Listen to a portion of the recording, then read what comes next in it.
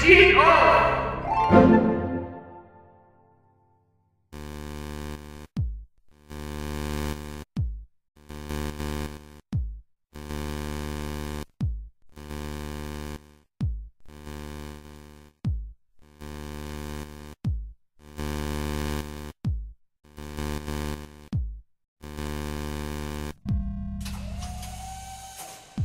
Schools construct people.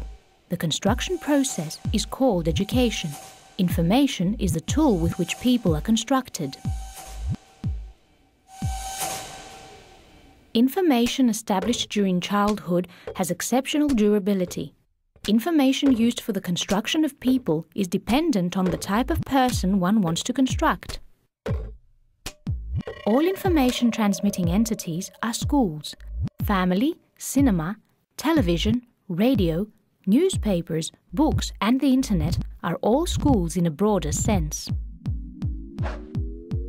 The information we receive evolves in our minds and forms judgments and beliefs. Judgments and beliefs are part of the process that guides our actions. A paramount component of the process that guides our actions is the belief that we are masters of our own actions.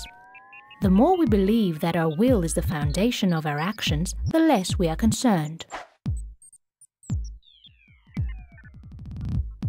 The subjects taught at school become more precise and clear as they diverge from the topics that affect our lives. The greater benefit some topics have for us, the more obscure they become. What schools teach about the nature of the state is useless, tedious, and a burden for the unraveling of our thoughts. A burden which is very hard to shed. Our influence as to what sort of information we receive is limited. We cannot obtain information which we do not know we are missing. Some information is private property.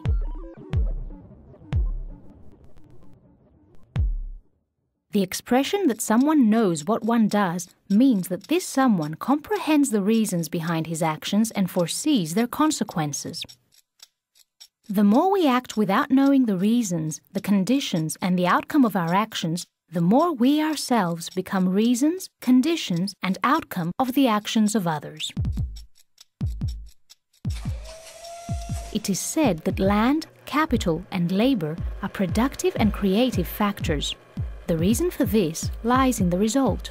Laborers and employees consider the capital more significant for the production process than themselves.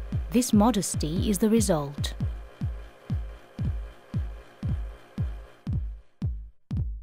Laws are devised by people.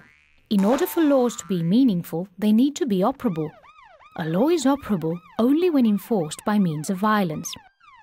A small group can enforce violence upon the majority only at a great expense. Without riches, no one can buy people who are willing to use violence and risk their lives.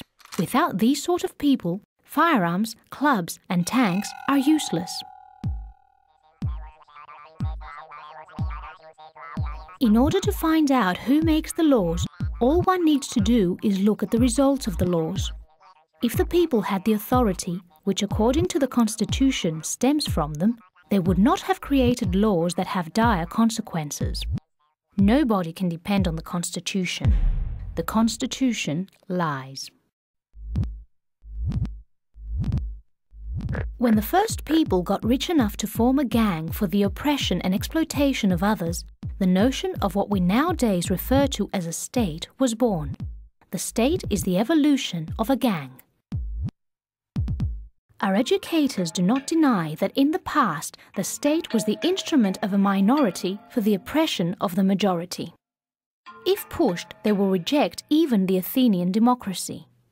They will even admit that the European nations prior to the First World War were exploiting societies, and that the British laws of the previous century allowed the assassination of children by letting them work in coal mines. Those who decide from what elements of information we will be constructed decide what capabilities we will possess. Therefore, they decide which interests we will consider as our own. Our education is incomplete when it does not link the curriculum with our own interests. A student who is not aware of the knowledge he is deprived of does not learn about his benefits. He cannot wish for something he has never heard of. Faith and trust are dangerous habits. Trust and faith are essential prerequisites for the function of a system of enrichment. Religion has been established so as to practice those habits. All institutions that educate people depict faith and trust as virtues. It is catastrophic for our lives to believe that the information we receive from school caters to our own needs. Instead of trusting the lesson taught, we should monitor it. We should know whether the designers of our education are deceiving us. We cannot depend on their confirmation that they are not fooling us, because this confirmation has been given to all generations, and all generations have been fooled. Despite the fact that financial activity and its consequences shape our lives, at school we are not taught how the economy actually operates. Our teachers' ignorance in financial matters is almost equal to that of students. The essence of commerce is that the merchant receives more than he gives. Any form of wealth is liquefied labor. Money is not equal to money. A laborer's €1,000 is converted into consumption. An owner's €1,000 is converted into ownership.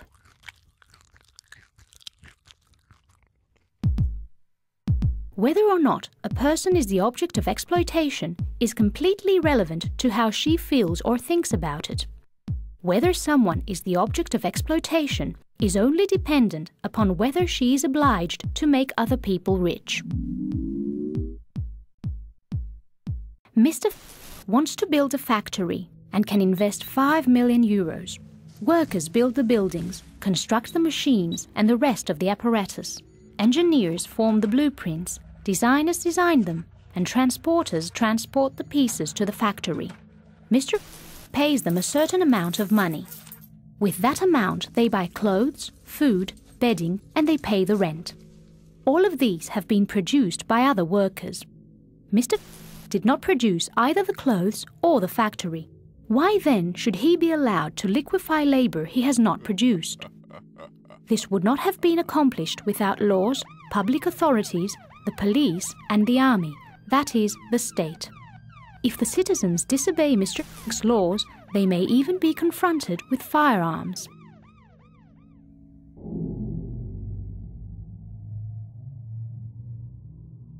Anyone who constructs citizens constructs mothers and fathers who tell their children, "Thou shalt not lie," even though they allow themselves to be robbed throughout their entire lives, or say, "Love your neighbor as yourself," even though they send their children to war for no reason.